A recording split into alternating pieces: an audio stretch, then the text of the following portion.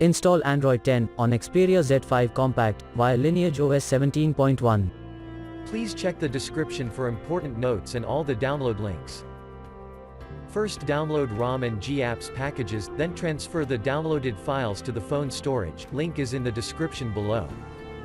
Step 2. Boot your device into TWRP recovery. Once in TWRP, click on Wipe, Advanced Wipe, and select the check boxes, as shown in the image, excluding internal storage.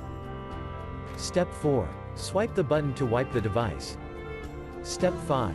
Go back to the recovery main screen, and tap on the Install button. Step 6. Navigate to the storage, and select the ROM zip file. Step 7. Finally, swipe the button on the screen, to install ROM file. Step 8. Flash the GApps zip package, in the same manner. Step 9. After GApps flashing completes, select Wipe Cache and Dalvik from bottom left side of screen, and swipe to wipe. Step 10. When the flashing process is complete, hit Reboot System. That's it, you have successfully installed the ROM on your device.